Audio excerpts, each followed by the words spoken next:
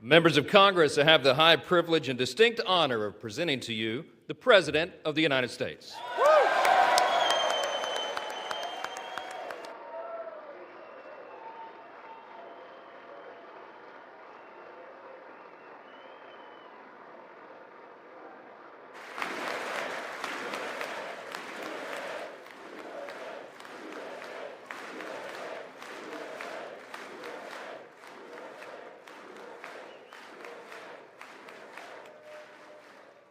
Well, thank you very much, everybody. It's really an honor.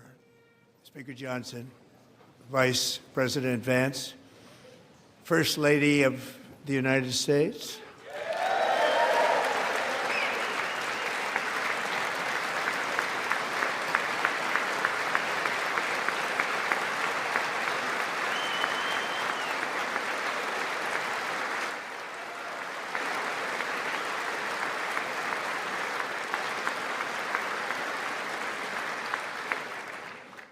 Second Lady of the United States,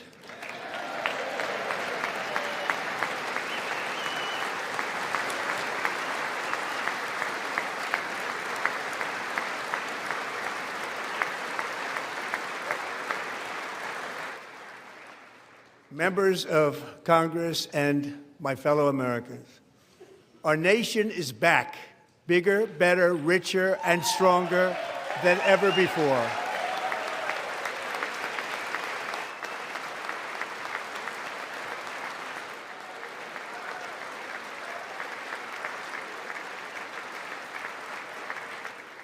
Less than 5 months from now, our country will celebrate an epic milestone in American history, the 250th anniversary of our glorious American independence. This July 4th, we will mark 2.5 centuries of liberty and triumph, progress and freedom in the most incredible and exceptional nation ever to exist on the face of the earth. And you've seen nothing yet. We're going to do better and better and better. This is the golden age of America.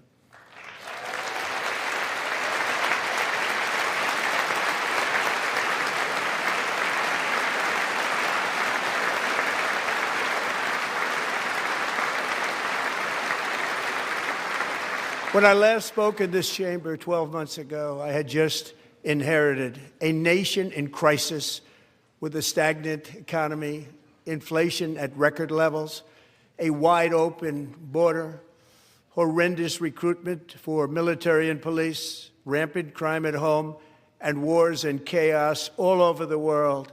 But tonight, after just 1 year, I can say with dignity and pride that we have achieved a transformation like no one has ever seen before, and a turnaround for the ages. It is indeed a turnaround for the ages.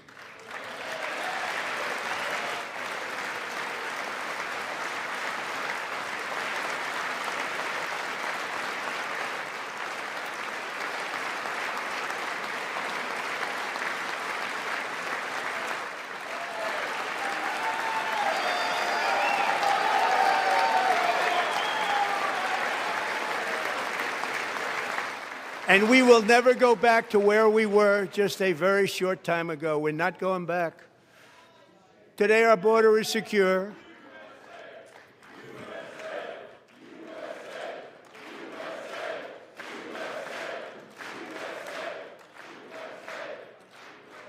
Thank you. Today, our border is secure. Our spirit is restored. Inflation is plummeting. Incomes are rising fast. The roaring economy is roaring like never before, and our enemies are scared, our military and police are stacked, and America is respected again, perhaps like never before.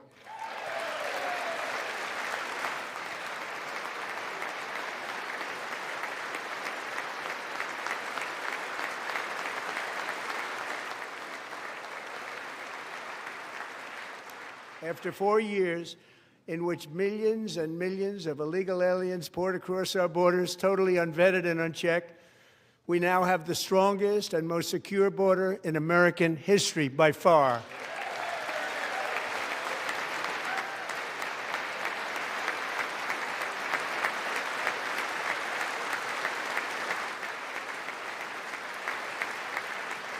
In the past 9 months, 0 illegal aliens have been admitted to the United States.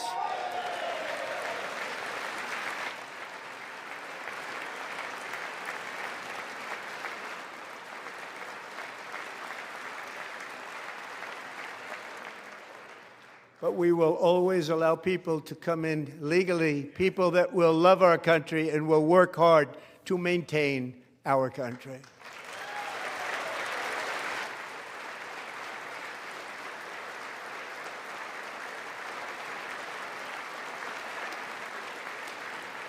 The flow of deadly fentanyl across our border is down by a record 56% in 1 year.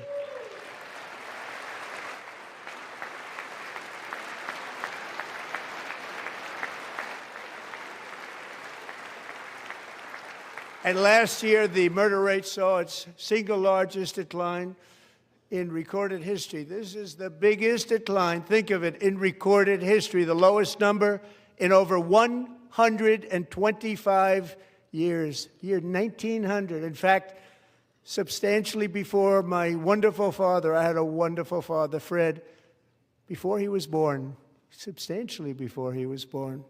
That's a long time ago. He wouldn't like me to say that, but that's a long time ago. The Biden administration and its allies in Congress gave us the worst inflation in the history of our country. But in 12 months, my administration has driven core inflation down to the lowest level in more than 5 years. And in the last 3 months of 2025, it was down to 1.7%.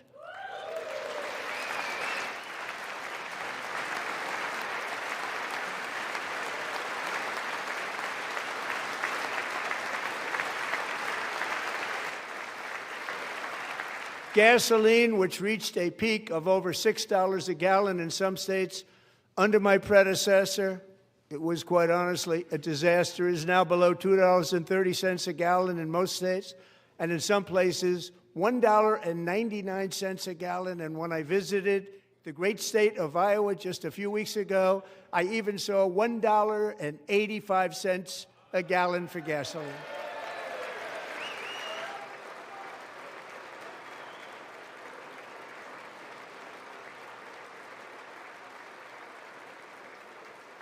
Mortgage rates are the lowest in 4 years and falling fast, and the annual cost of a typical new mortgage is down almost $5,000 just since I took office. 1 year.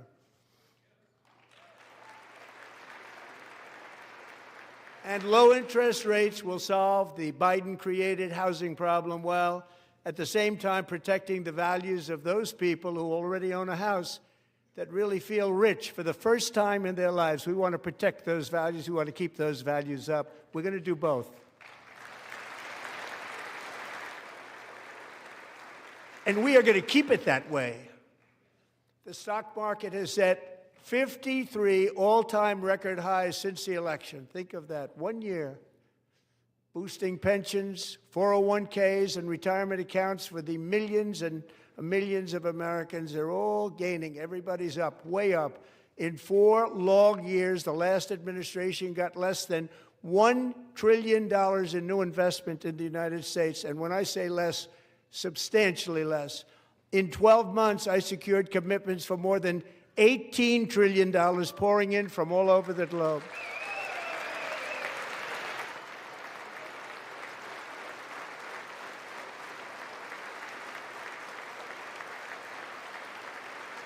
Think of it, much less than $1 trillion for 4 years versus much more than $18 trillion for 1 year. What a difference a president makes. A short time ago, we were a dead country. Now we are the hottest country anywhere in the world, the hottest.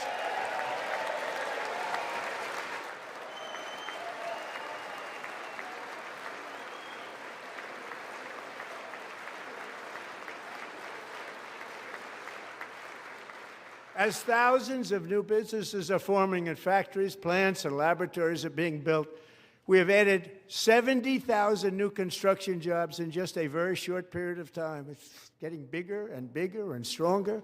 Nobody can believe what they're watching. American oil production is up by more than 600,000 barrels a day, and we just received from our new friend and partner, Venezuela, more than 80 million barrels of oil.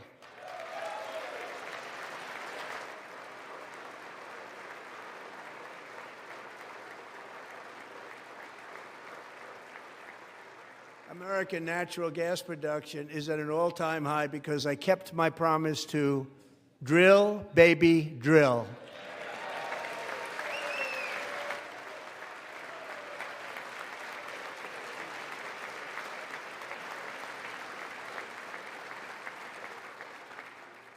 More Americans are working today than at any time in the history of our country. Think about that. Any time in the history of our country, more working today. And 100% of all jobs created under my administration have been in the private sector.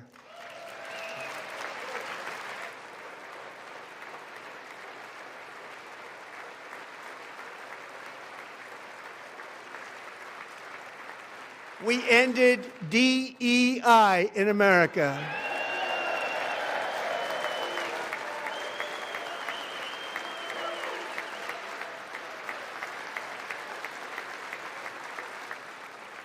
We cut a record number of job-killing regulations, and in 1 year we have lifted 2.4 million Americans, a record, off of food stamps.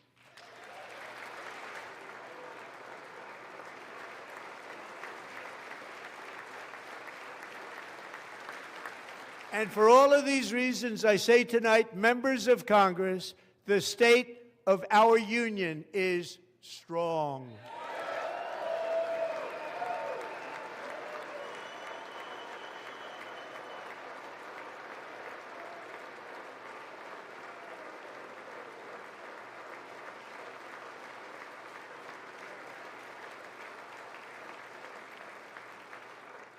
Our country is winning again. In fact, we're winning so much that we really don't know what to do about it.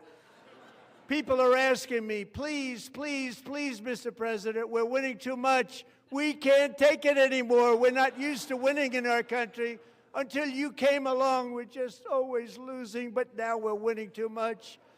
And I say, no, no, no, you're going to win again. You're going to win big. You're going to win bigger than ever. And to prove that point, here with us tonight is a group of winners who just made the entire nation proud. The men's gold medal Olympic hockey team. Come on in.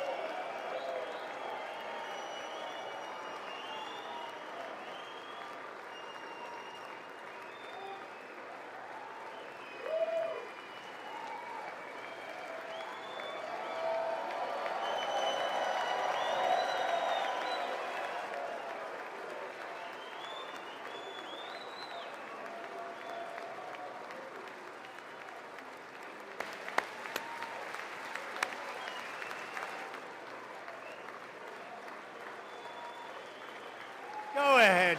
They do.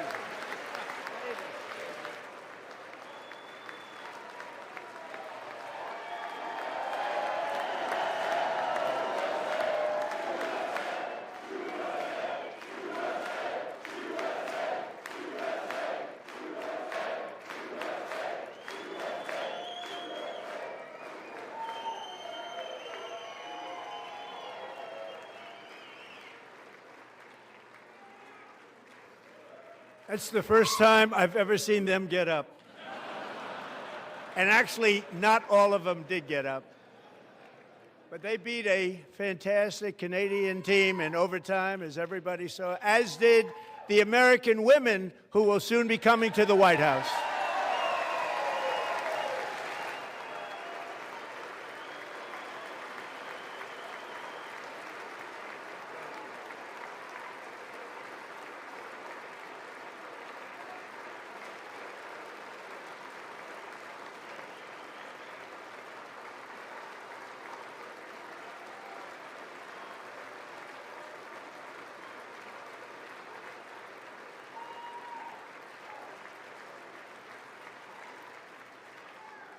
They were in the Oval Office before, and I just want to say a second very big congratulations to Team USA. But I have to say that, and I told them this, and we took a vote of the team. I said, anybody votes no, I'm not doing it. So they stood there, and they weren't about to say no, because I've never seen a goaltender play as well as goalie Connor Hellebuck.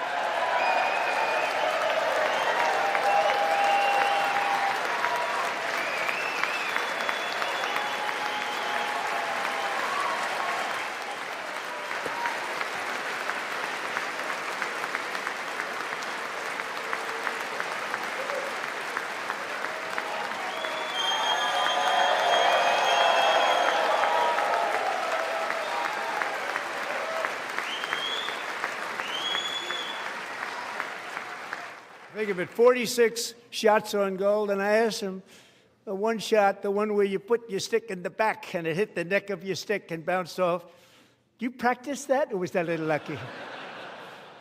He refused to answer that question. But I just want to tell you that the members of this great hockey squad will be very happy to hear, based on their vote and my vote, and in this case my vote was more important, that I will soon be presenting Connor with our highest civilian honor, which we will be given and which has been given to many athletes over the years. But when I say many, not too many, like 12, it's called the highest civilian honor in our country, the Presidential Medal of Freedom.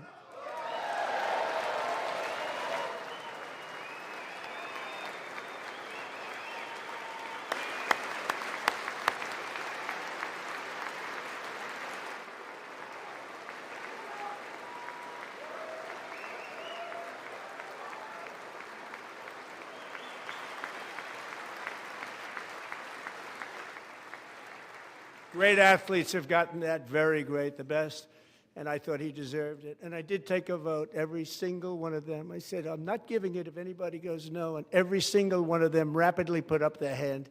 So I want to thank you all. What a special job you did. What special champions you are. Thank you very much.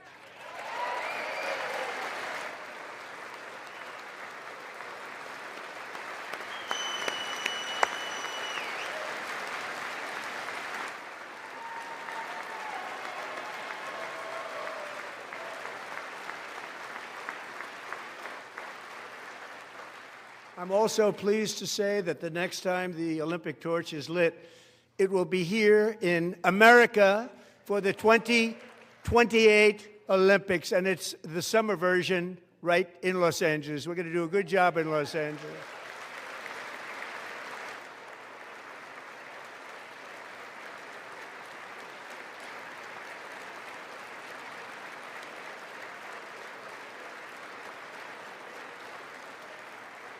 And Los Angeles is going to be safe, just like Washington, D.C. is now one of the safest cities in the country.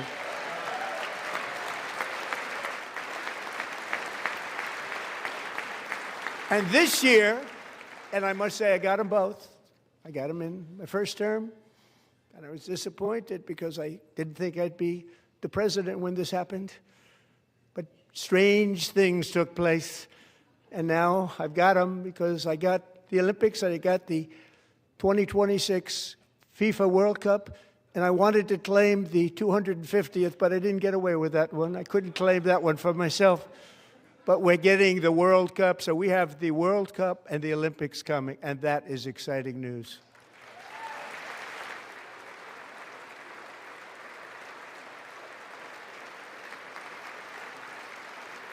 So this will be a year to celebrate our country and the heroes who have kept it free. Men like Buddy Taggart. At age 17, Buddy volunteered to defend America in World War II, serving in the Pacific under the great General Douglas MacArthur. He fought bravely in the famous Battle of Manila, worked so hard. He was badly wounded and almost killed by enemy machine guns in Luzon. And 81 years ago this month, he liberated the largest internment camp in the Philippines, one of the largest anywhere in the world. Buddy earned many honors, including a Purple Heart and a Bronze Star, came home, started a family, and tonight he is in the gallery looking forward to July 4th, 2026, his 100th birthday.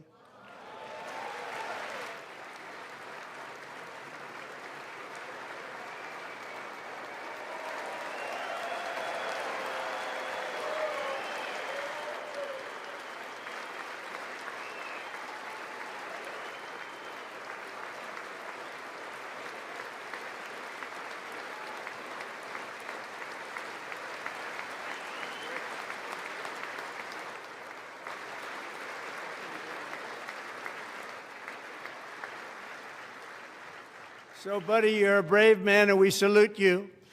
Even in times of challenge, setback, and immense heartache, the spirit of 1776 has always shone through very brightly.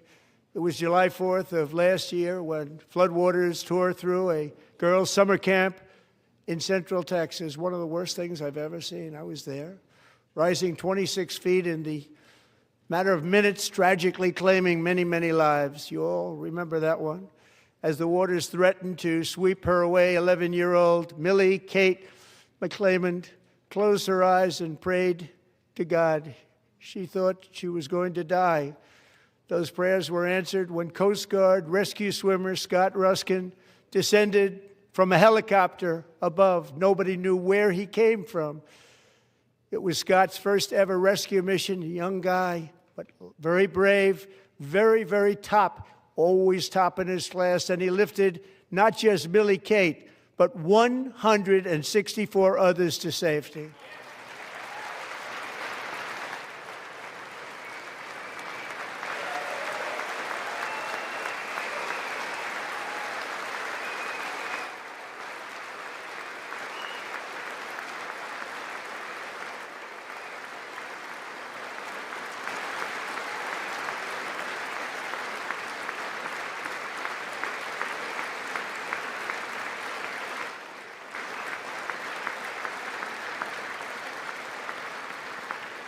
People watched Scott from a distance, and they couldn't believe what they were seeing. The winds were blowing, the rain was pouring, everything was going, and that rapid water, nobody's ever seen anything like it. They said, wow, that's something. Tonight, Scott and Millie Kate are here together, reunited for the very first time. Thank you, Scott, Millie Kate.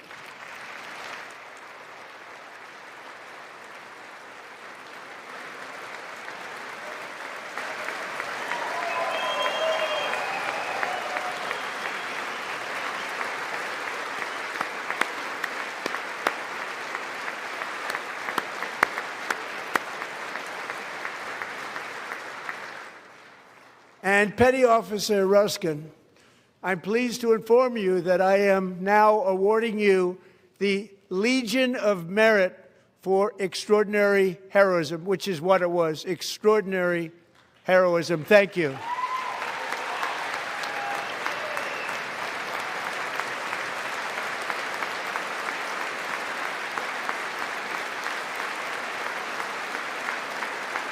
And I'd like to have the military aide to please come down and take care of the service. Military aide, thank you very much. Take care of that very important service. Thank you very much. From 1776 to today, every generation of Americans has stepped forward to defend life, liberty, and the pursuit of happiness. And they're really doing it for the next generation. But now it's our turn. Together we're building a nation where every child has the chance to reach higher and go further, where government answers to the people, not the powerful, and where the interests of hardworking American citizens are always our first and ultimate concern. That is the debt we owe to the heroes who came before us, and that is the promise we must keep to America for our 250th year. Last year, I urged this Congress to begin the mission by passing the largest tax cuts in American history, and our Republican majorities delivered so beautifully. Thank you, Republicans.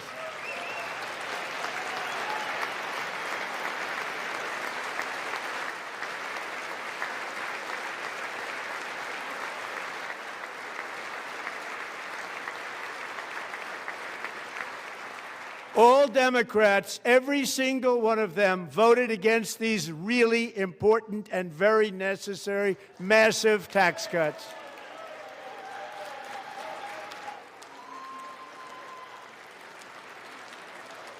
They wanted large-scale tax increases to hurt the people instead. But we held strong, and with the great, big, beautiful bill, we gave you no tax on tips, no tax on overtime, and no tax on Social Security for our great seniors.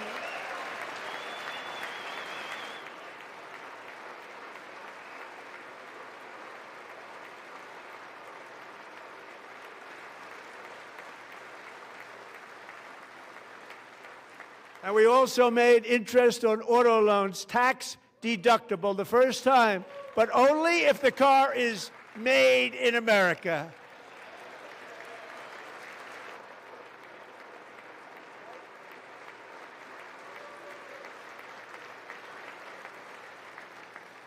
Recently in Pennsylvania, I met Megan Hemhauser, a devoted mom who's homeschools her children, beautiful, 2 children, during the day while waiting tables at night as her husband works overtime operating very heavy equipment.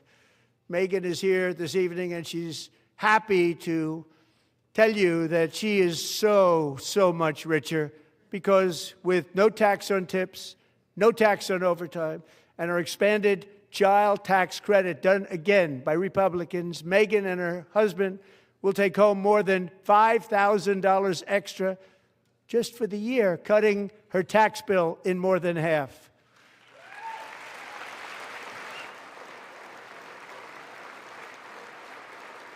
Megan, please stand up. We're fighting for you, Megan. Thank you, Megan. Thank you, Megan.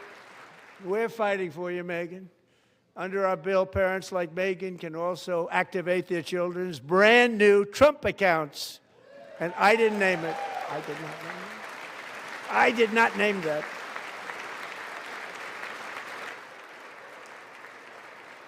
Nobody believes me, but I did not name it. It was named by a very tall man sitting right there in the third row. Nice man, a good man. Tax-free investment accounts for every American child. This is something that's so special and has taken off and gone through the roof. Millions will be pre-funded courtesy of the U.S. Treasury and private individuals like Michael and Susan Dell, who have donated $6.25 billion to fund the Trump accounts for 25 million American children. They're great people.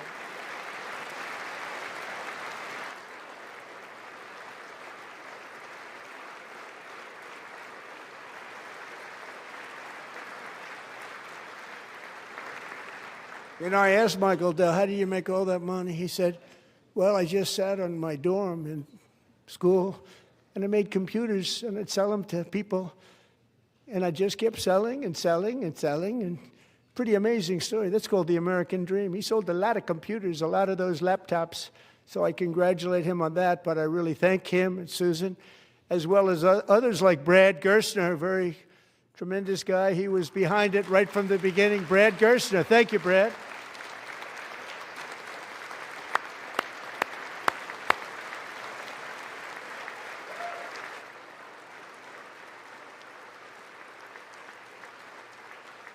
So with modest additional contributions, these young people's accounts could grow to over $100,000 or more by the time they turn 18. Think of it. How much money is that for somebody that started with nothing?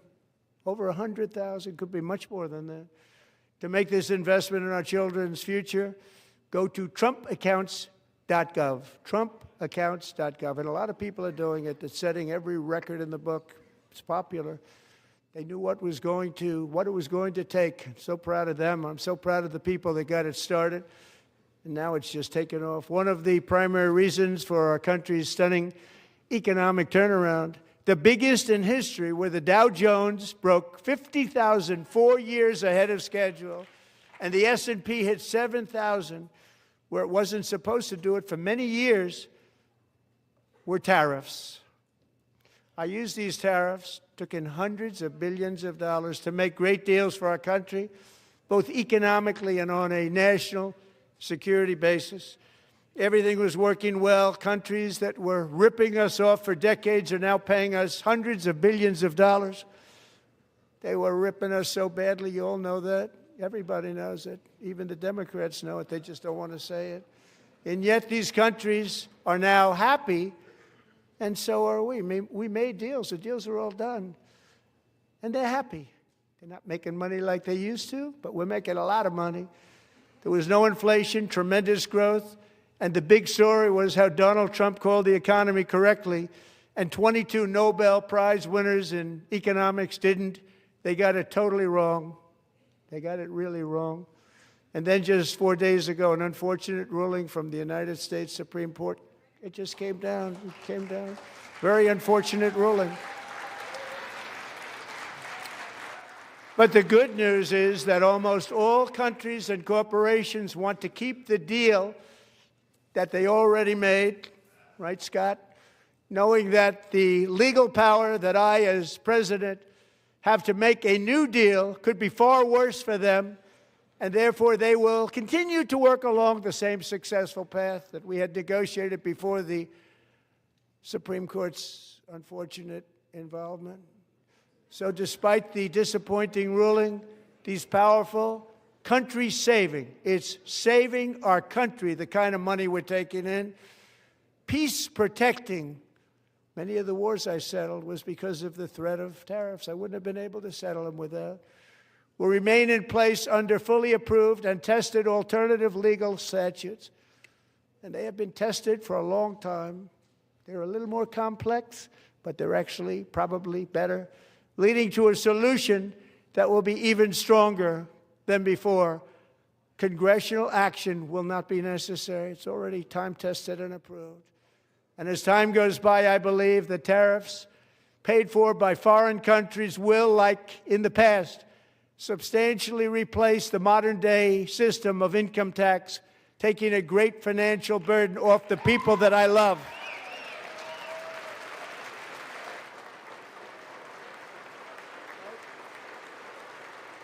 Right?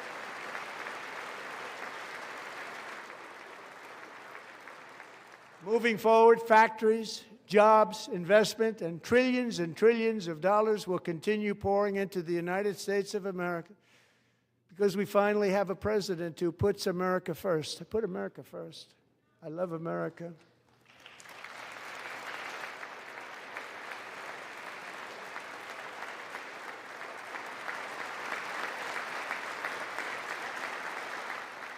For decades before I came along, we had the exact opposite. From trade to health care, from energy to immigration, everything was stolen and rigged in order to drain the wealth out of the productive, hardworking people who make our country great, who make our country run. Under Biden and his corrupt partners in Congress and beyond, it reached a breaking point with the Green New scam, open borders for everyone.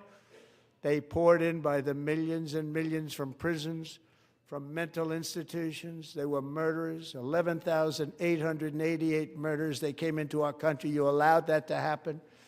And record-setting inflation that cost the typical family $34,000 in just a speck of time. Now the same people in this chamber who voted for those disasters suddenly use the word affordability, a word. They just used it. Somebody gave it to them, knowing full well that they caused and created the increased prices that all of our citizens had to endure. You caused that problem. You caused that problem.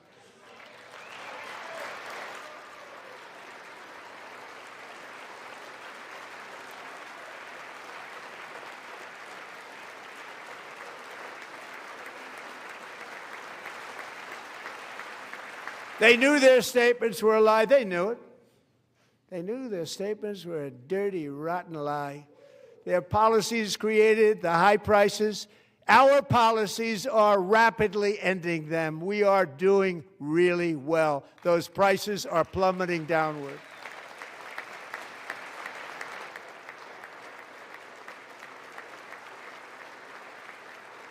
The price of eggs is down 60%, Madam Secretary. Thank you.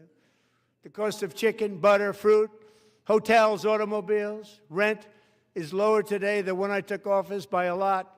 And even beef, which was very high, is starting to come down significantly. Just hold on a little while. We're getting it down. And soon you will see numbers that few people would think were possible to achieve just a short time ago. Nobody can believe when they see the kind of numbers, and especially energy, when they see energy going down to numbers like that, they cannot believe it. It's like another big tax cut. I'm also confronting one of the biggest ripoffs of our times, the crushing cost of health care caused by you. Since the passage of the Unaffordable Care Act, sometimes referred to as Obamacare, big insurance companies have gotten rich. It was meant for the insurance companies, not for the people. With our government giving them hundreds and hundreds of billions of dollars a year as their stock prices soared 1,000, 1,200, 1,400, and even 1,700%, like nothing else. That's why I introduced the great health care plan. I want to stop all payments to big insurance companies and instead give that money directly to the people so they can buy their own health care, which will be better health care at a much lower cost.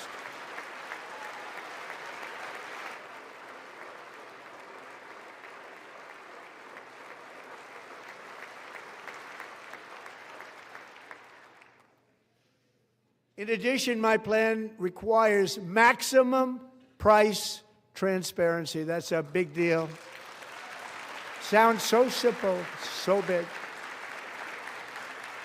And I did that in my first term, and the Democrats immediately terminated it with full knowledge that they were doing a very bad thing for the people. Costs were going to go way up, and that's what happened, and now I'm bringing them way down on health care and everything else. I'm also ending the wildly inflated cost of prescription drugs like has never happened before.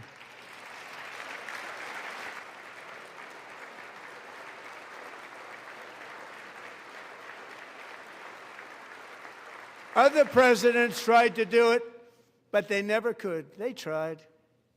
Most didn't try, actually.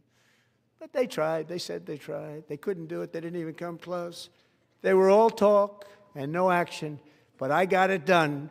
Under my just enacted most favored nation agreements, Americans who have for decades paid by far the highest prices of any nation anywhere in the world for prescription drugs will now pay the lowest price anywhere in the world for drugs. Anywhere. The lowest price.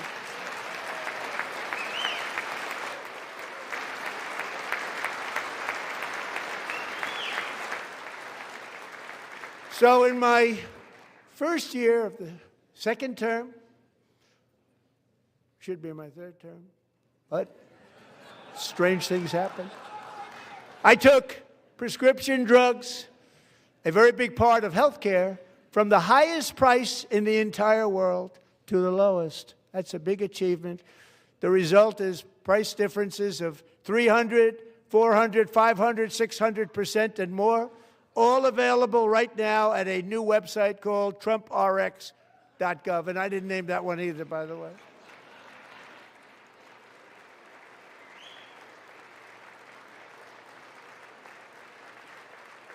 And here tonight is the very first customer ever to get that big discount, and it is big, Catherine Rayner. For 5 years, she and her husband have struggled with infertility, and they turned to IVF.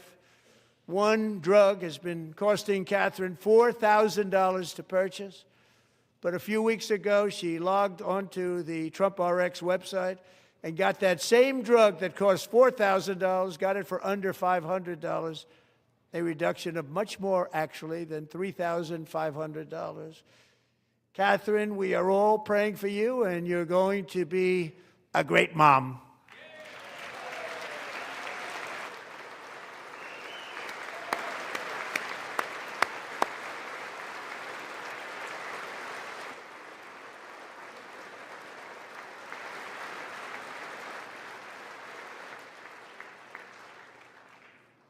So now I'm calling on Congress to codify my most favored nation program into law. Now, the one thing, I'm not sure it matters because it's going to be very hard for somebody that comes along after me to say, let's raise drug prices by 700 or 800%. But John and Mike, if you don't mind, codify it anyway. They may do it. Codify it anyway. Thank you. Many Americans are also concerned that energy demand from AI data centers could unfairly drive up their electric utility bills. Tonight, I'm pleased to announce that I have negotiated the new Ratepayer Protection Pledge. You know what that is? We're telling the major tech companies that they have the obligation to provide for their own power needs. They can build their own power plants as part of their factory so that no one's prices will go up. And in many cases, prices of electricity will go down for the community and very substantially down. This is a unique strategy never used in this country before. We have an old grid. It could never handle the kind of numbers, the amount of electricity that's needed. So I'm telling them they can build their own plant. They're going to produce their own electricity. It will ensure the company's ability to get electricity while at the same time lowering prices of electricity for you, and could be very substantial for all of you cities and towns. You're going to see some good things happen over the next number of years. Another pillar of the American dream that has been under attack is home ownership. With us tonight is Rachel Wiggins, a mom of two from Houston. She placed bids on 20 homes and lost all of those bids to gigantic investment firms that bypassed inspection, paid all cash, and turned those houses into rentals, stealing away her American dream. She was devastated. Stories like this are why last month I signed executive order to ban large Wall Street investment firms from buying up in the thousands single-family homes.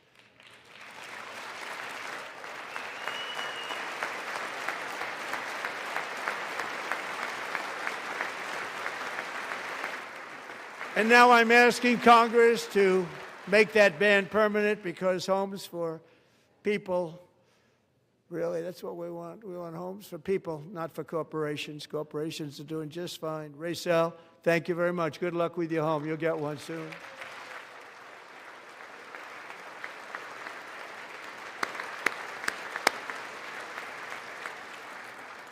We're also working to make it easier for Americans to save for retirement. And under this administration, we will always protect Social Security and Medicare. They are not protecting it for our seniors. We will always protect Social Security, Medicare, Medicaid.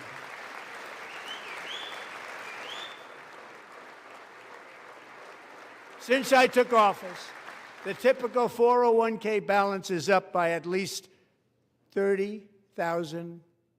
It's a lot of money.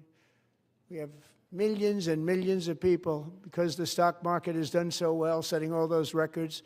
Your 401ks are way up.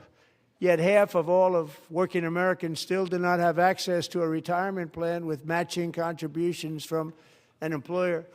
To remedy this gross disparity, I'm announcing that next year my administration will give these often forgotten American workers, great people, the people that built our country, access to the same type of retirement plan offered to every federal worker.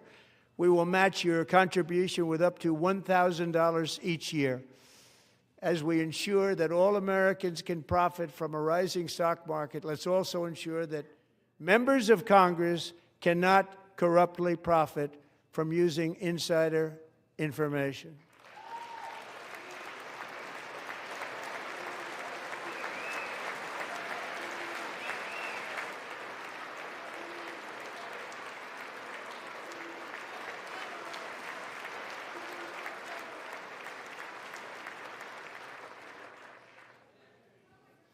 They stood up for that. I can't believe it.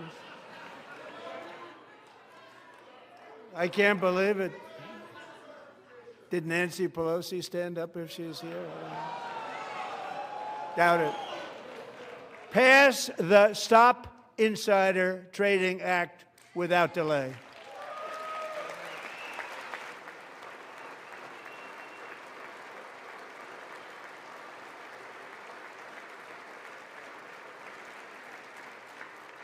I wasn't sure if anybody even on this side was going to applaud for that. I'm very impressed. Thank you. I'm very impressed. But when it comes to the corruption that is plundering, it's plundering America.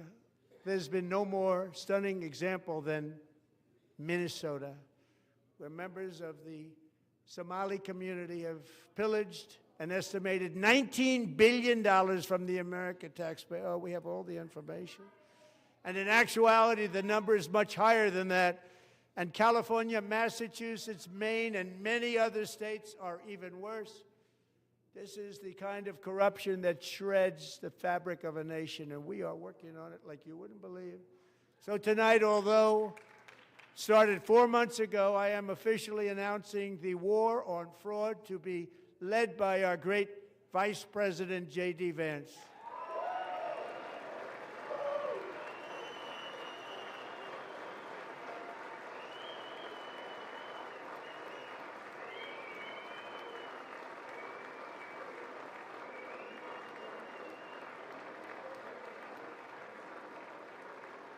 He'll get it done. If we're able to find enough of that fraud, we will actually have a balanced budget overnight. It'll go very quickly. That's the kind of money you're talking about. We'll balance our budget. The Somali pirates who ransacked Minnesota remind us that there are large parts of the world where corruption and lawlessness are the norm, not the exception. Importing these cultures through unrestricted immigration and open borders brings those problems right here to the USA. And it is the American people who pay the price in higher medical bills, car insurance rates, rent, taxes, and perhaps most importantly, crime. We will take care of this problem. We're going to take care of this problem. We are not playing games. Delilah.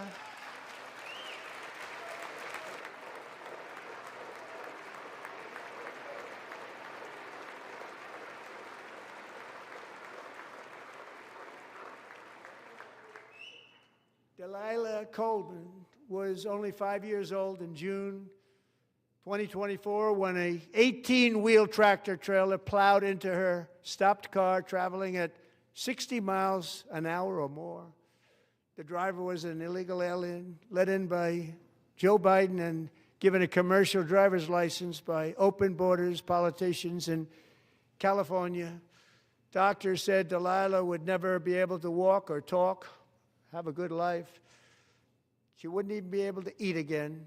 But against all odds, she is now in the first grade learning to walk. And she's here this evening with her dad, Marcus, a fantastic man. Delilah, please, you are a great inspiration. Please stand up.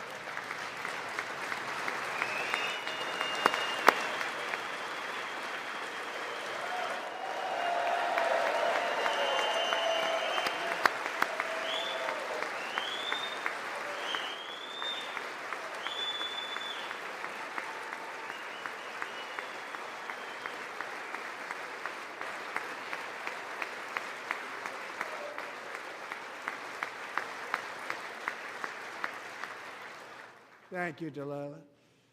Many, if not most, illegal aliens do not speak English and cannot read even the most basic road signs as to direction, speed, danger, or location.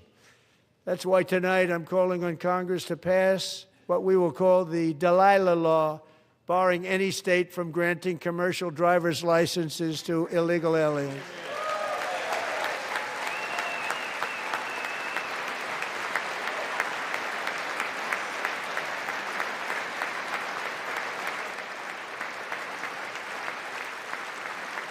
And yesterday, as you probably saw at the White House, I hosted a ceremony with Americans who lost their treasured loved ones to the scourge of illegal immigration. People came into our country, how we allowed this to happen with our open borders. These are the angel moms and families that for decades our government betrayed and our media totally ignored. It was terrible. Hard to believe, actually. In 2023, a 16-year-old high school cheerleader named Elizabeth Medina was supposed to perform in her town's Christmas parade, but she never arrived. Her mother, Jacqueline, went home to look for her, and she found her lying dead in a bathtub, bleeding profusely after being stabbed 25 times. Lizbeth's killer was a previously arrested illegal alien who had broken in and brutally extinguished the brightest light in her family's life, violently and viciously. Her heartbroken mother is in the gallery to remind everyone in this chamber exactly why we are deporting illegal alien criminals to our country at record numbers, and we're getting them the hell out of here fast. We don't want them.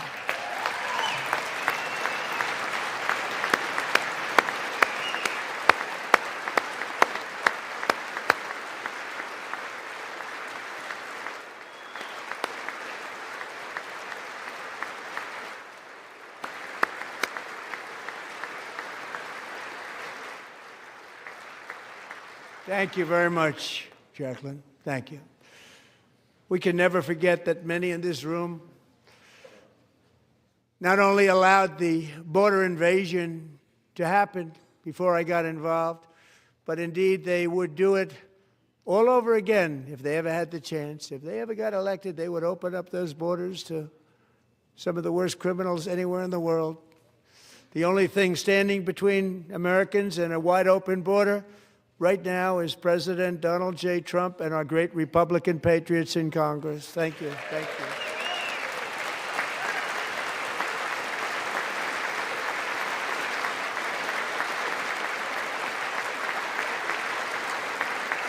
As we speak, Democrats in this chamber have cut off all funding for the Department of Homeland Security. It's all cut off. It's all cut off. They have instituted another Democrat shutdown, the first one costing us 2 points on GDP. 2 points we lost on GDP, which probably made them quite happy, actually. Now they have closed the agency responsible for protecting Americans from terrorists and murderers. Tonight I'm demanding the full and immediate restoration of all funding for the border security, homeland security of the United States, and also for helping people clean up their snow. We have no money because of the Democrats, and it would be nice. We'd love to give you a hand at cleaning it up, but you gave no money. Nobody's getting paid. It's a shame. So you have to think about it. We have, in case you didn't know, a pretty large snowstorm out there. One of the great things about the State of the Union is how it gives Americans the chance to see clearly what their representatives really believe. So tonight I'm inviting every legislator to join with my administration in reaffirming a fundamental principle. If you agree with this statement, then stand up and show your support. The first duty of the American government is to protect American citizens, not illegal aliens.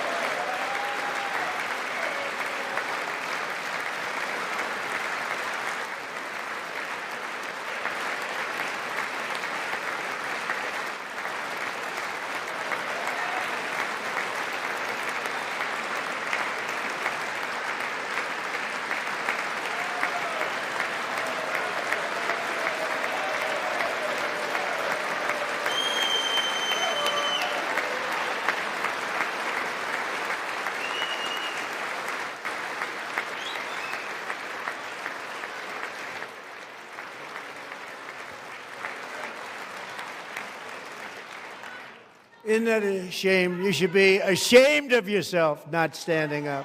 You should be ashamed of yourself. That is why I'm also asking you to end deadly sanctuary cities that protect the criminals and enact serious penalties for public officials who block the removal of criminal aliens.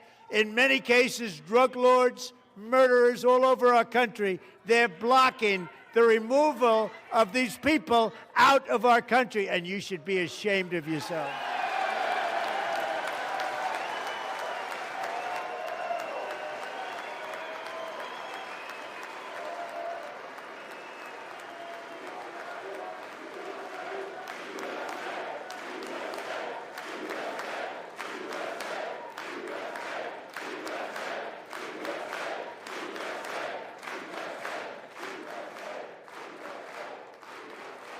And perhaps most importantly, I'm asking you to approve the Save America Act.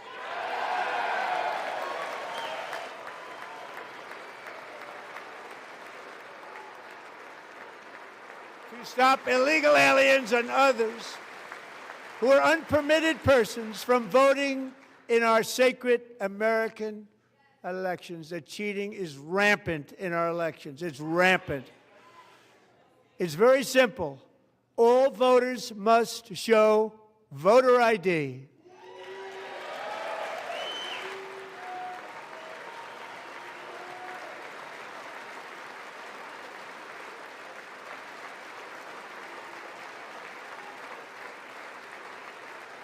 All voters must show proof of citizenship in order to vote.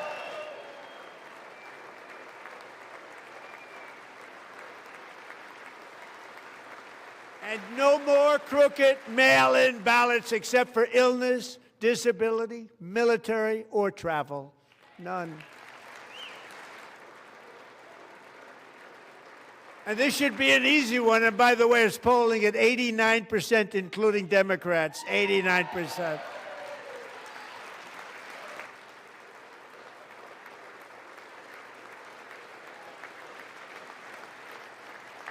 And even the new communist mayor of New York City, I think he's a nice guy, actually. Speak to him a lot. Bad policy, but nice guy. Just said they want people to shovel snow. They got hit hard. Wants them to shovel snow, but if you apply for that job, you need to show 2 original forms of ID and a Social Security card. Yet they don't want identification for the greatest privilege of them all, voting in America. No, it's no good. No good. Both Republicans and Democrats overwhelmingly agree on the policy that we just enunciated. And Congress should unite and enact this common sense, country-saving legislation right now, and it should be before anything else happens.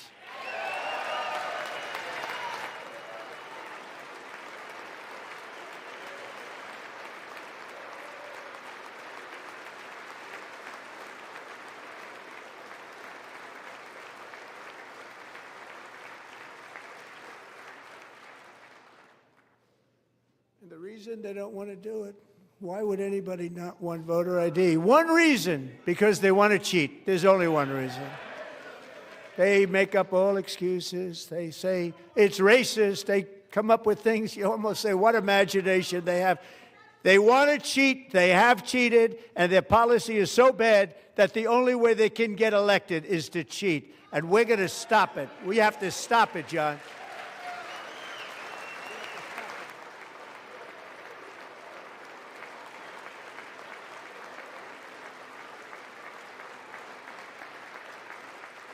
And here is one more opportunity to show common sense in government. In the gallery tonight are Sage Blair and her mother, Michelle. In 2021, Sage was 14 when school officials in Virginia sought to socially transition her to a new gender, treating her as a boy and hiding it from her parents. Hard to believe, isn't it? Before long, a confused Sage ran away from home after she was found in a horrific situation in Maryland. A left-wing judge refused to return Sage to her parents because they did not immediately state that their daughter was their son. Sage was thrown into an all-boys state home and suffered terribly for a long time. But today, all of that is behind them because Sage is a proud and wonderful young woman with a full-ride scholarship to Liberty University.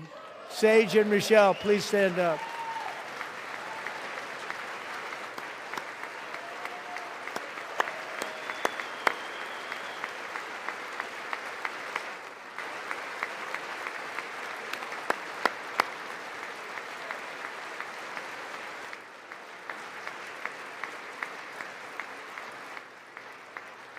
And thank you for your great bravery. And who can believe that we're even speaking about things like this?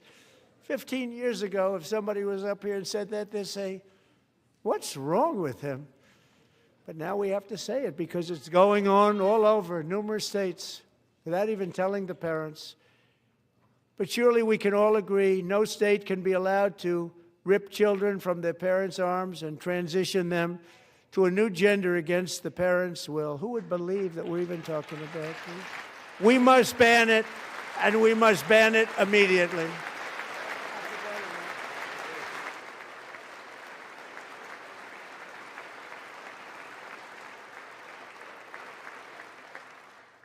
Look, nobody stands up. These people are crazy, I'm telling you.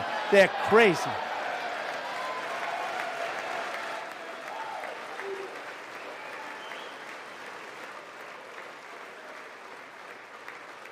Amazing.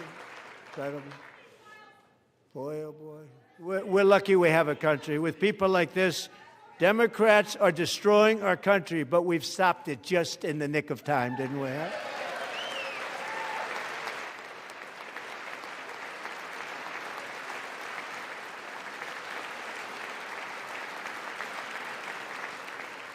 No one cares more about protecting America's youth than our wonderful First Lady, now a movie star. She's a movie star. Can you believe it? Who would have believed that? Over the past year, she has had an incredible impact championing AI legislation, advancing a landmark executive order on foster care, and helping secure $30 million to launch the Melania Trump Foster Youth to Independence Initiative. It's a tremendous, really a tremendous thing that happened and had a lot of bipartisan support. She gets much better bipartisan support than I do. I get none. She gets a lot. Someday you're going to have to tell me how you did that. And students and educators in every state have joined the First Lady's efforts in the presidential AI challenge, keeping America's next generation positioned to succeed and strongly succeed in the future. Tonight, we welcome two young people whose lives reflect the First Lady's impact, Sierra Burns and Everest Nevermont. Thank you both, and Melania, thank you. I know how hard you worked on it. Thank you very much.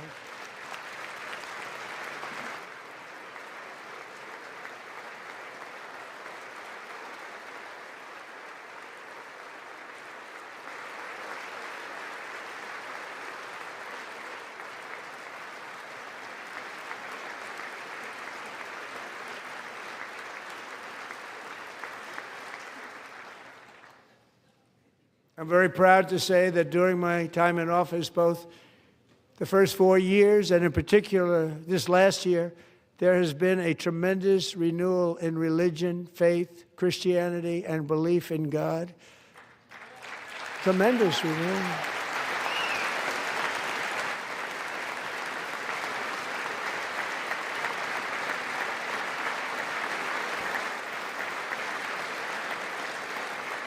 This is especially true among young people, and a big part of that had to do with my great friend, Charlie Kirk, a great guy, great man.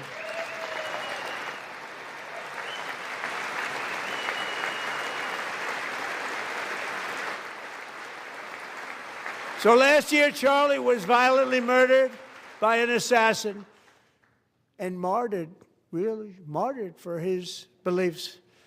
His wonderful wife, Erica, is with us tonight. Erica, please stand.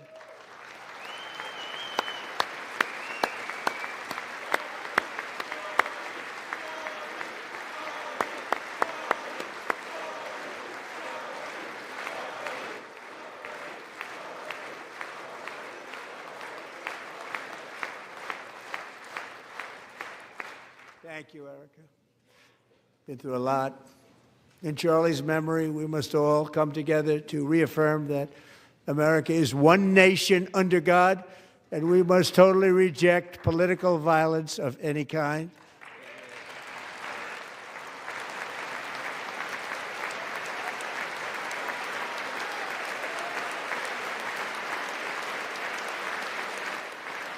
We love religion, and we love bringing it back, and it's coming back at levels that nobody actually thought possible. It's really a beautiful thing to see. Above all, unleashing America's promise requires keeping our communities safe. We have made incredible strides, yet dangerous repeat offenders continue to be released by pro-crime Democrat politicians again and again. We are honored to be joined tonight by a woman who's been through hell, Anya Zaretska. In 2022, she and her beautiful daughter, so beautiful, what a beautiful young woman, Irina, fled war-torn Ukraine to live with relatives near Charlotte, North Carolina. And by the way, what's going on with Charlotte? Last summer, 23-year-old Irina was riding home on the train when a deranged monster who had been arrested over a dozen times and was released through no cash bail, stood up and viciously slashed a knife through her neck and body. No one will ever forget. There were people on that train. No one will ever forget the expression of terror on Irina's face as she looked up at her attacker in the last seconds of her life. She died instantly. She had escaped a brutal war only to be slain by a hardened criminal set free to kill in America, came in through open borders. Mrs. Zaretska, tonight I promise you we will ensure justice for your magnificent daughter, Irina.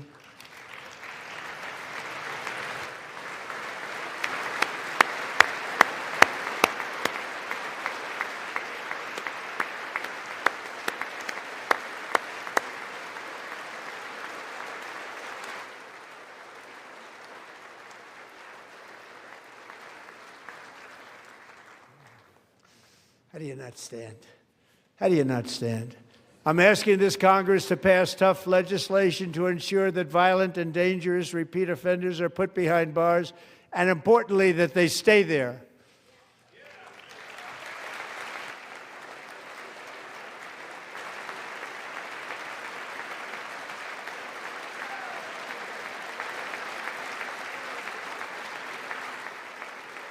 Starting last summer, I deployed our National Guard and federal law enforcement to restore law and order to our most dangerous cities, including Memphis, Tennessee, big success, New Orleans, Louisiana, big success, and our nation's capital itself, Washington, D.C., where we have almost no crime anymore in Washington, D.C. How did that happen?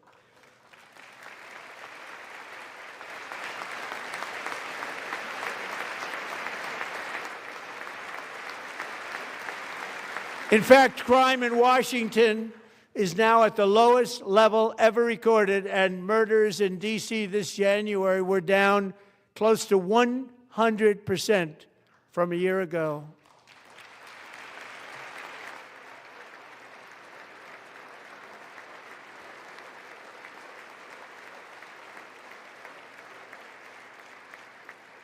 They don't like to hear that. One of the brave service members who helped achieve this stunning turnaround was 20-year-old West Virginia Army National Guard Specialist Sarah Beckstrom. After a 4-month deployment, she voluntarily extended her service, and her rank was going to be lifted. She was doing so well. They were so proud of her. But the very next day, she was on patrol near the White House when she was ambushed and shot in the head by a terrorist monster from Afghanistan. Shouldn't have been in our country. And all because she wore the uniform of our nation, she was shot. He traveled here because he didn't like people wearing our uniform. He was sick and deranged, shouldn't have been in our country. Sarah Beckstrom died in order to defend our capital, and we are honored to be joined by her wonderful parents, Gary and Evalie. Your daughter was a true American patriot, and she will be greatly missed. She was a great person. I saw reports on her. They've never seen anything like it.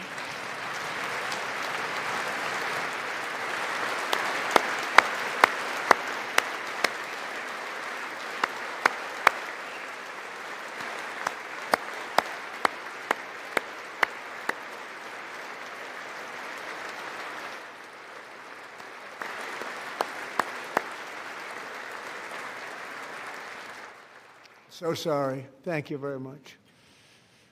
She's a great young lady. I saw reports that were like, perfect. She was perfect. Serving alongside Sarah that day was Staff Sergeant Andrew Wolf. The terrorist shot Andrew in the head, and no one thought he could possibly make it. The two of them, Sarah and Andrew, both shot violently in the head. Neither was expected to make it. They weren't even given a chance, except his wonderful mother, named Melody, who I spoke to the same night, and she was so positive. The doctors thought that Andrew was gone, but his mother said, no, Mr. President, Andrew will be fine. He's going to make it. I've never seen anything like it. I mean, he was given almost no chance. She said, I have no doubt, sir, he's going to be okay. This was a conversation that I had with her that night, with her son laying helplessly in bed, blood all over. Everybody is praying, she said, sir, he will be okay. The doctors didn't understand what she was saying, and after looking at the results of the damage done, neither did I. She was so strong and conclusive that even Andrew's great father felt she didn't really understand the gravity of the situation. But she turned out to be right. Right, Melody? She turned out to be right.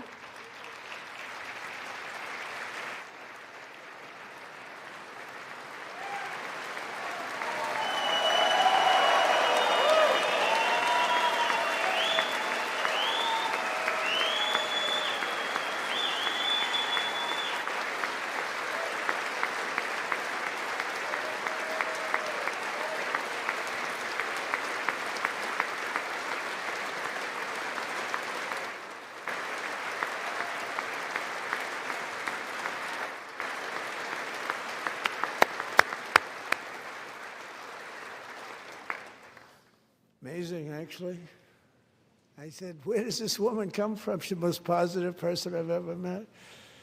With God's help, Andrew has battled back from the edge of death, and we're talking about the edge of death, on his way to a miraculous recovery. He's got a little work to do, but he's doing great. Nice to see you. He's a good-looking guy. Nice to see you. Thanks, Andrew. Thank you very much.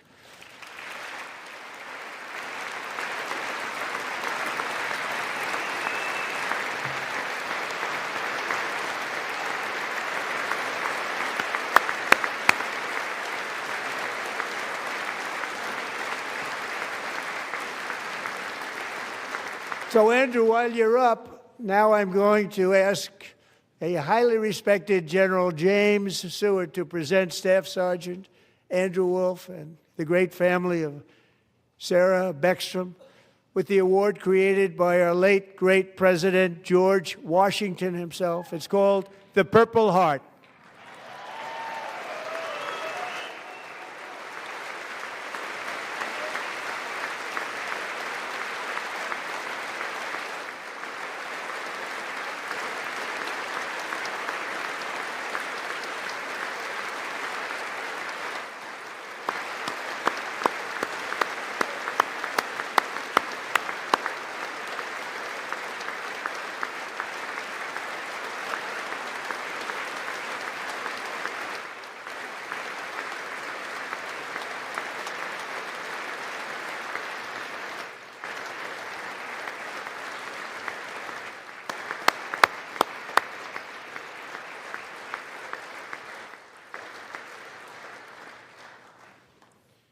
We love you all. Love you. We're proudly restoring safety for Americans at home, and we are also restoring security for Americans abroad. Our country has never been stronger. My first 10 months, I ended 8 wars, including Cambodia. Isn't it funny? Sick people. Cambodia and Thailand, Pakistan and India. Would have been a nuclear war. 35 million people, said the Prime Minister of Pakistan, would have died if it were not for my involvement. Kosovo and Serbia, Israel and Iran, Egypt and Ethiopia, Armenia and Azerbaijan, the Congo and Rwanda, and of course the war in Gaza, which proceeds at a very low level. It's just about there. And I want to thank Steve Witkoff and Jared Kushner for your help. Thank you, Steve. Thank you, Jared.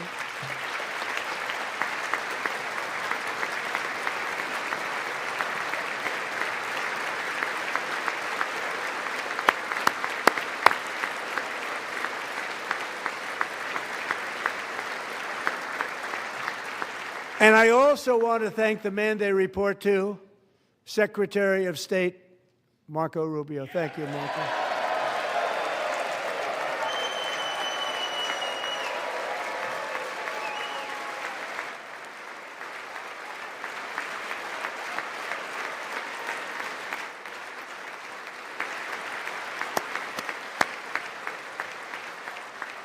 People like you.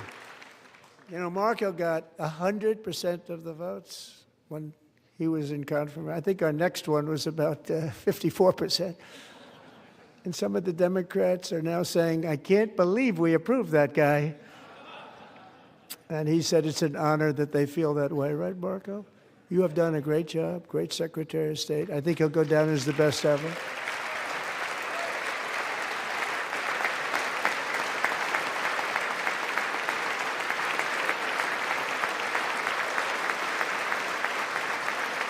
Under the ceasefire I negotiated, every single hostage, both living and dead, has been returned home. Can you believe that?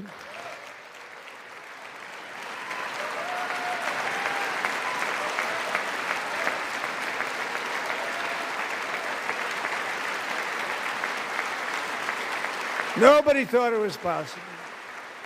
Nobody thought that was possible.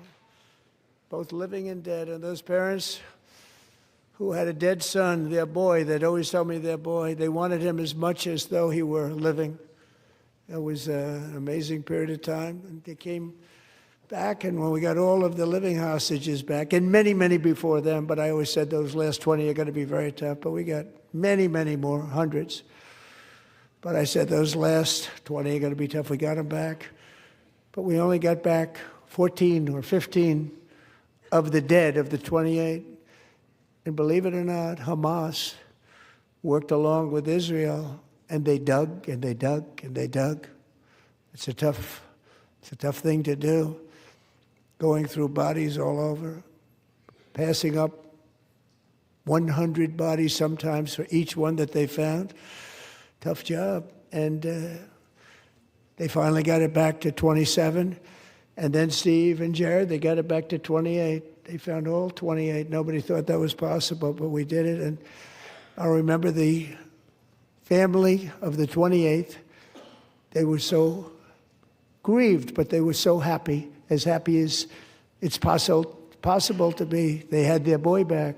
The mother said, "Sir, we have our boy back." What a period of time that was, but we got them all back. So thank you both very much. Great job.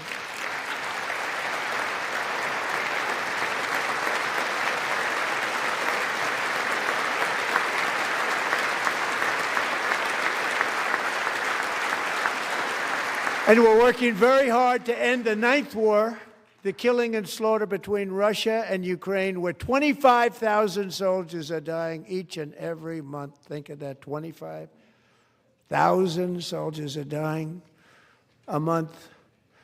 A war which would have never happened if I were president, would have never happened. As president, I will make peace wherever I can, but I will never hesitate to confront threats to America wherever we must. That's why in a breakthrough operation last June, the United States military obliterated Iran's nuclear weapons program with an attack on Iranian soil known as Operation Midnight Hammer.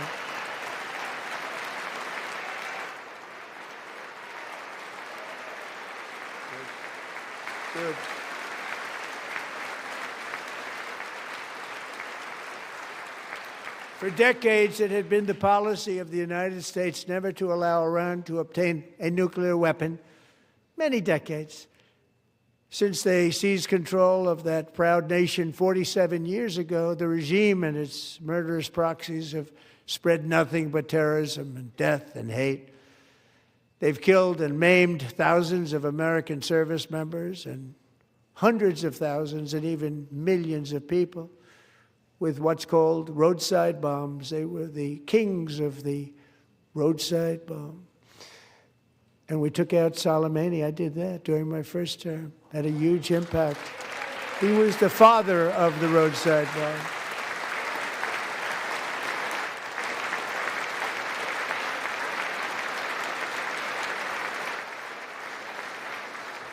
And just over the last couple of months with the protests, they've killed at least, it looks like, 32,000 protesters. 32,000 protesters in their own country. They shot them and hung them. We stopped them from hanging a lot of them with the threat of serious violence. But this is some terrible people. They've already developed missiles that can threaten Europe and our bases overseas, and they're working to build missiles that will soon reach the United States of America. After Midnight Hammer, they were warned to make no future attempts to rebuild their weapons program, and in particular, nuclear weapons. Yet they continue. They're starting it all over. We wiped it out, and they want to start all over again, and are at this moment again pursuing their sinister ambitions. We are in negotiations with them. They want to make a deal, but we haven't heard those secret words. We will never have a nuclear weapon. My preference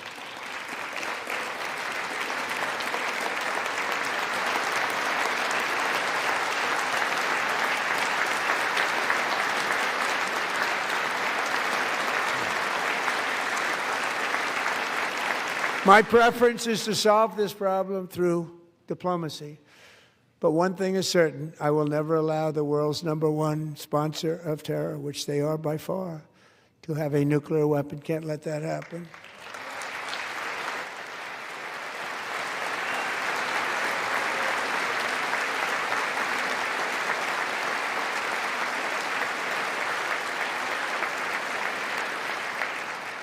And no nation should ever doubt America's resolve. We have the most powerful military on earth. I rebuilt the military in my first term. We're going to continue to do so. Also, we just approved a $1 trillion budget. We have no choice. We have to be strong, because hopefully we will seldom have to use this great power that we built together. It's really called peace through strength, and it's been very, very effective.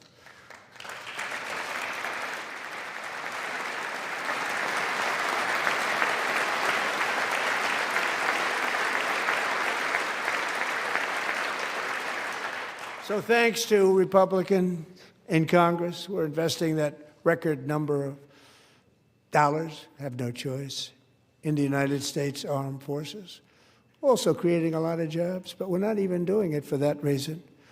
Because as I said, we have more jobs, more people working today than ever before in the history of our country. And NATO countries are friends and allies. They are. They're our friends and they're our allies. Have just agreed, at my very strong request, to pay 5% of GDP for military defense rather than the 2%, which they weren't paying. We were paying for almost all of NATO. Now they're paying 5 as opposed to not paying 2.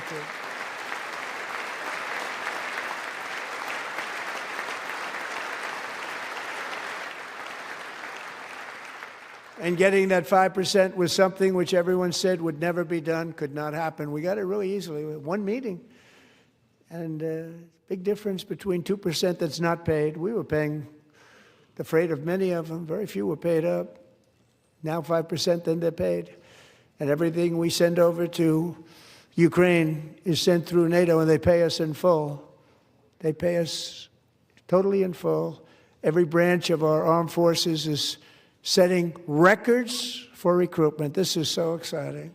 And every service member recently.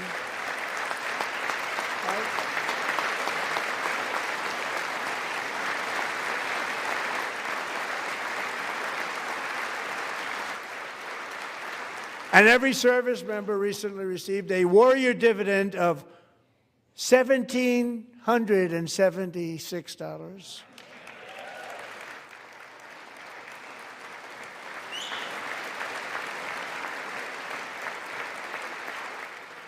You know, they put it on my desk. We got the money from tariffs and other things, a lot of money we have. We have much more money than people understand. Have to rebuild that program a little bit, but it won't take long. But we got the money, and it was $1,775, and they wanted my approval. And I said, what's the number? $1,775. I said, wait a minute. For one more dollar, we can have $1,776. It's going to I said, we're going to figure that. I never asked anybody if we could afford it. One more dollar, I said $1,776. And I said, that's good. And I'll tell you what, our military, that was 4 months ago, our military, I never see a person in the military that doesn't thank me for it. So we're honored to do it. They deserve it. And we call it 1776. It was great. And we love our military. We love our law enforcement. We love our firemen. You know, the firemen don't get mentioned enough. We love our firemen. We're also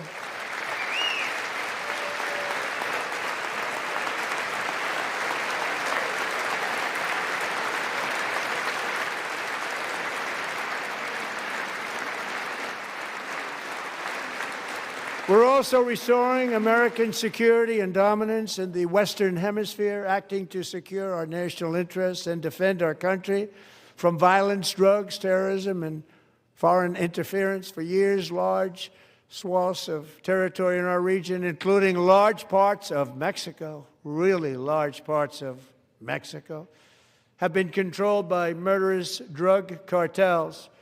That's why I designated these cartels as foreign terrorist organizations, and I declared illicit fentanyl as a weapon of mass destruction.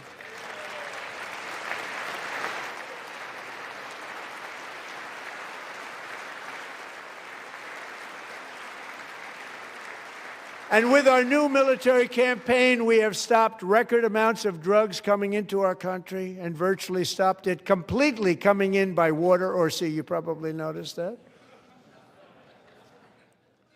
We very seriously damaged their fishing industry also. Nobody wants to go fishing anymore.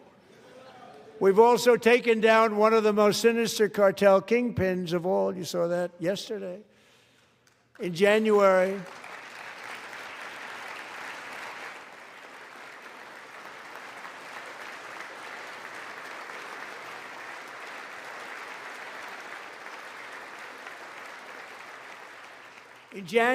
elite American warriors carried out one of the most complex, spectacular feats of military competence and power in world history. No one's seen anything like it. Foreign leaders, I won't tell you who, called me and they said, very impressive, very good.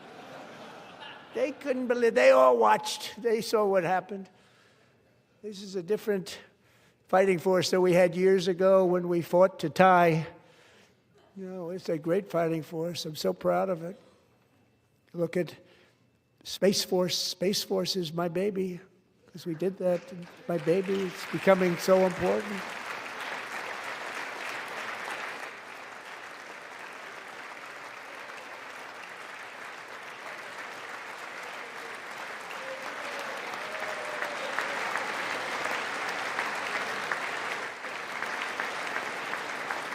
And America's armed forces overwhelmed all defenses and utterly defeated an enemy, good fighters, to end the reign of outlaw dictator Nicolas Maduro and bring him to face American justice.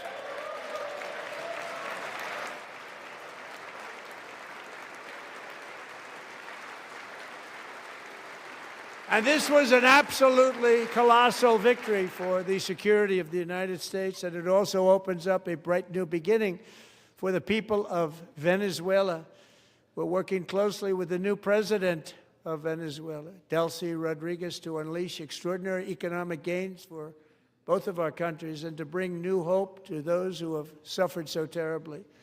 They really did suffer. With us tonight is Alejandro Gonzalez. She grew up in a tight-knit Venezuelan family and was especially close to her beloved Uncle Enrique.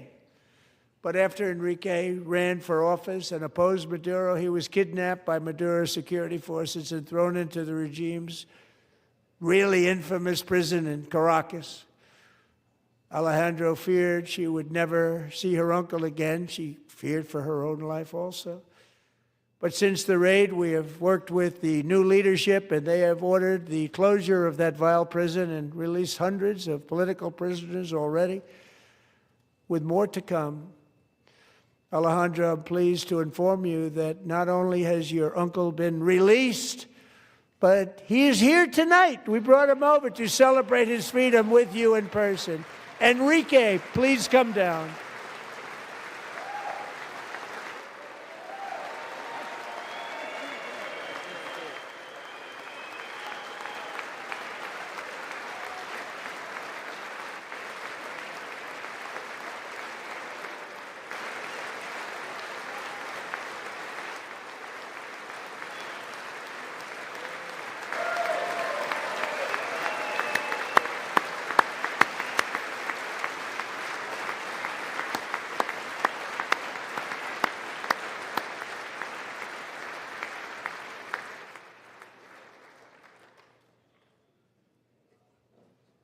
Thank you, Enrique. Have a good time.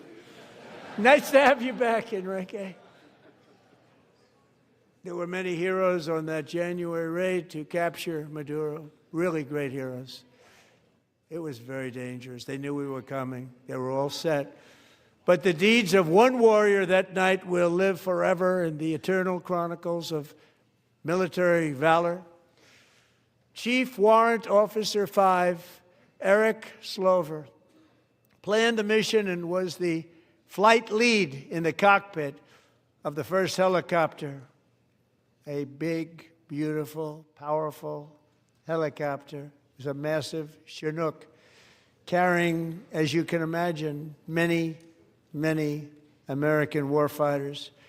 Wearing the dog tags his wife Amy had blessed with holy water before he left. She knew it was going to be a rough one. Eric steered the Chinook under the cover of night and descended swiftly upon Maduro's heavily protected military fortress. This was a major military installation, protected by thousands of soldiers and guarded by Russian and Chinese military technology. How did that work out? Not too good? While preparing to land, enemy machine guns fired from every angle, and Eric was hit very badly in the leg and hip, one bullet after another. He absorbed 4 agonizing shots, shredding his leg into numerous pieces. And yet, despite the fact that the use of his legs was vital to successful helicopter flight, legs are the most important part of flying a helicopter, to deliver the many commandos who would capture and detain Maduro was the only thing Eric was thinking about.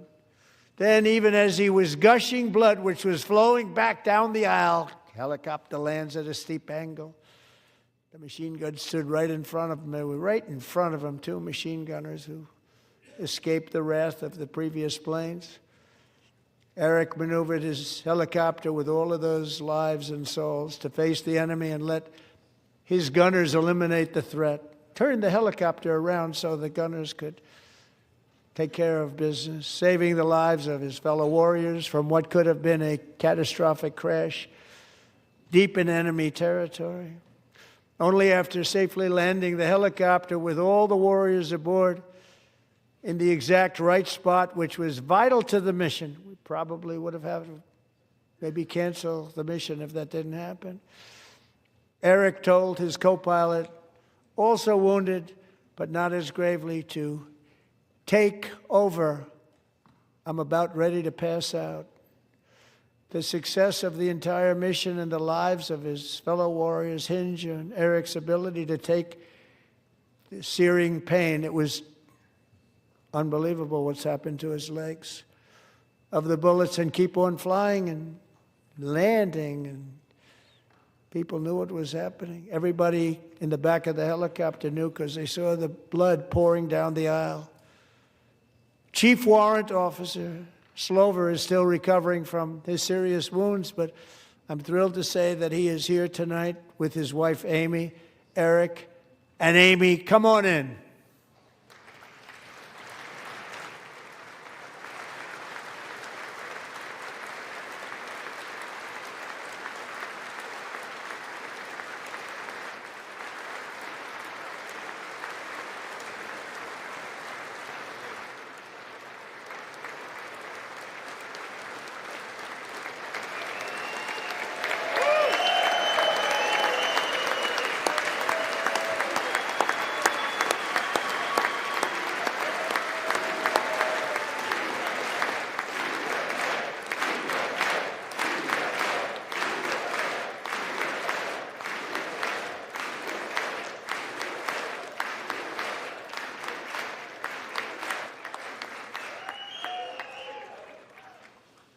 So we have a surprise for Eric and Amy.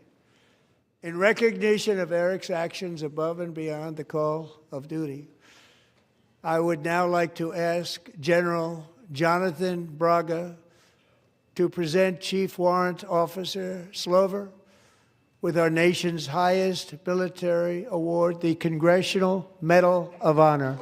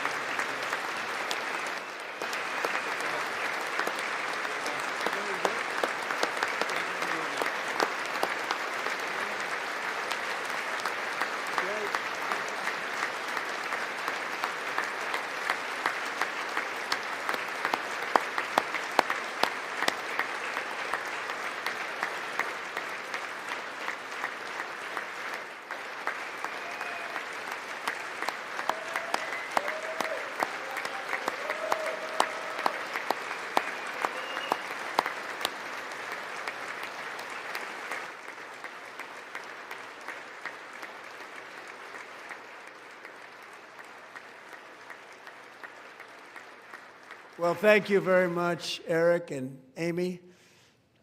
Great to get to know you. I met with them and with a lot of their fellow warriors at Fort Bragg recently.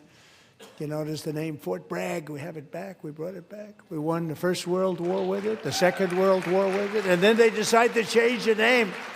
So we changed it back. Everybody wanted to change back too. And 10 of Eric's fellow warriors from that incredible night of victory will also be receiving medals at a private ceremony that will soon be held at the White House, and Eric will be there. Thank you.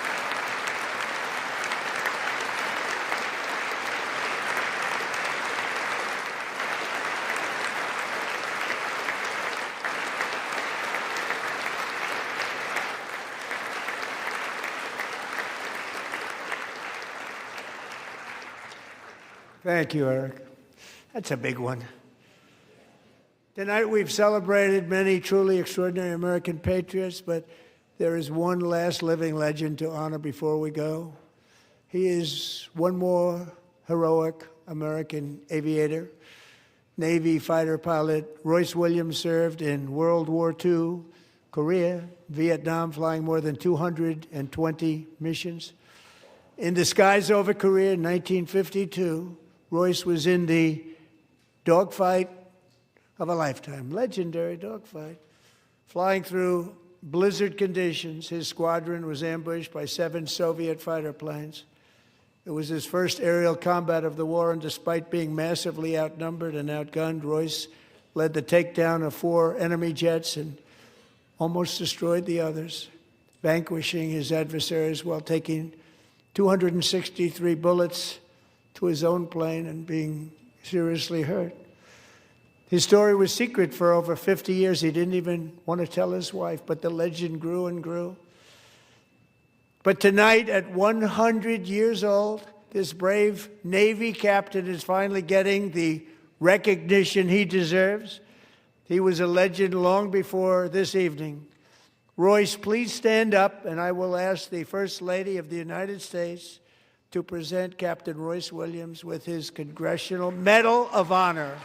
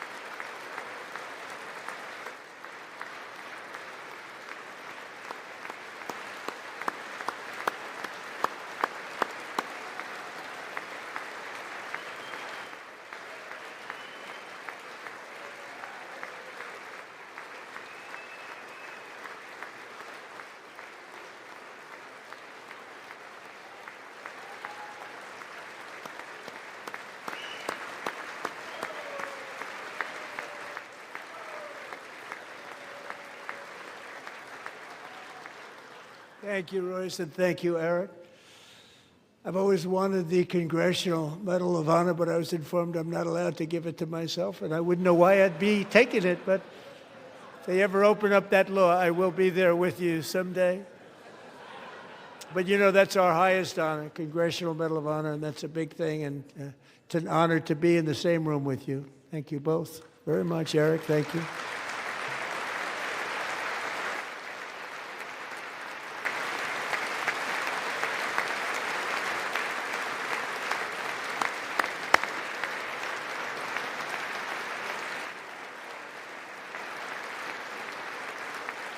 Thank you. 250 years is a long time in the life of a nation, but in another sense, it's really a mere moment in the eye of history. Two of the gentlemen we met in the gallery this evening took their first breaths 1 century ago, 100 years before that, on July 4th, 1826, the author of the Declaration of Independence, brilliant, Thomas Jefferson, drew his last breath. Just a single long human lifespan separates the giants who declared and won our independence from the heroes who stand among us tonight. Everything our nation has done, everything we have achieved, has been the work of those few great lifetimes. In those brief chapters, Americans built this nation from 13 humble colonies into the pinnacle of human civilization and human freedom, the strongest, wealthiest, most powerful, most successful nation in all of history. Americans ventured out across the daunting and dangerous continent. We carved paths through an unforgiving wilderness, settled a boundless frontier, and tamed the beautiful but very, very dangerous Wild West. From empty marshes and wide open plains, we raised up the world's greatest cities. Together, we mastered the world's mightiest industries and shattered history's monstrous tyrannies. And we liberated millions from the chains of fascism, communism, oppression, and terror. Americans lifted humanity into the skies on the wings of aluminum and steel, And then we launched mankind into the stars on rockets powered by sheer American will and unyielding American pride. We wired the globe with our ingenuity. We captivated the planet with American culture. And now we are pioneering the next great American breakthroughs that will change the entire world. All of this and so much more is the enduring legacy, unmatched glory of the hardworking patriots who built and defended this country and who still carry the hopes and freedoms on all of humanity's backs. For years they were forgotten, betrayed, and cast aside. But that great betrayal is over, and they will never be forgotten again. Because when the world needs courage, daring, vision, and inspiration, it is still turning to America. And when God needs a nation to work his miracles, he knows exactly who to ask. There is no challenge Americans cannot overcome, no frontier too vast for us to conquer, no dream too bold for us to chase, no horizon too distant for us to claim. For our destiny is written by the hand of providence, and these first 250 years were just the beginning. From the rugged border towns of Texas to the heartland villages of Michigan, from the sun-kissed shores of Florida to the endless fields of the Dakotas, and from the historic streets of Philadelphia to right here in our nation's capital, Washington, D.C., the golden age of America is upon us. The revolution that began in 1776 has not ended. It still continues because the flame of liberty and independence still burns in the heart of every American patriot. And our future will be bigger, better, brighter, bolder, and more glorious than ever before. Thank you, God bless you, and God bless America.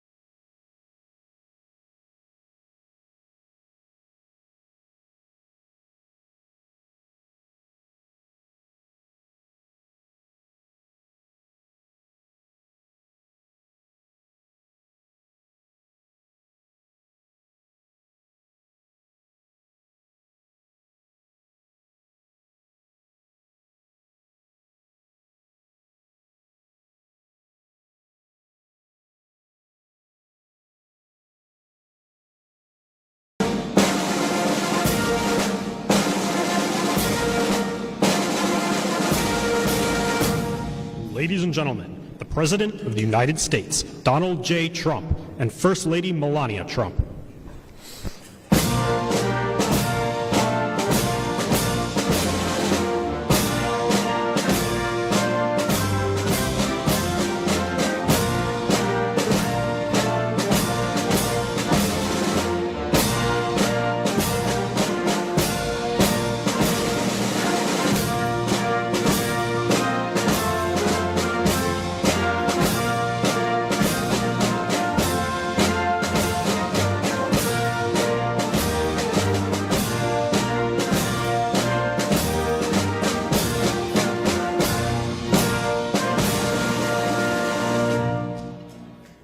Thank you very much. This is a great honor. It's a great place. There's no place like it. Please sit down. Thank you. You know, I told now I can say my movie star wife. Do you believe this? I have to live with now another title. Yeah. She said, well, tell me about the group tonight. I said, well, they're all governors, and just about we have a couple of cabinet secretaries, so we could probably include them. And every time they look in the mirror, every time they wake up or go to sleep, they look in that mirror and they say, I should be president, not him. So I said, despite that, it's a very friendly group. And it really is, too. Many, many friends and very competent people. Over the past year, we've already achieved a historic turnaround for our country. With unprecedented speed, we solved intractable problems. We really have done something. It's been an incredible first year for all of us. We've transformed stagnation into growth, weakness into strength, and chaos into order, liberty, and justice. We have done that. Today, our border is secure. Murders are at a 125-year low. Think of that. Core inflation is the lowest in 5 years and going down. Prices are going down really rapidly. We inherited a mess, and we brought them down a lot, and we're going to go still further. And our military is more powerful than ever before, and we're just respected all over the world, like I would say we have maybe never been, but certainly not for many decades. Working with your states wherever we can achieve so much more. Your governors, your great people, your great leaders. You're just about all very popular. I know every one of you, and you've all had a pretty easy time becoming governor. That's because you've done really good work. From Thomas Jefferson to today, America's governors have been among the smartest, most creative, most talented Americans our country has ever produced. So many people, they leave other positions. I will not say the Senate, but we can say that, and they want to be governor. Would you explain that to me, Mr. Governor? And we're going to save the Great Salt Lake. You know that, right? He's got a problem. He came in to see me today. These are the kind of things, he said, sir.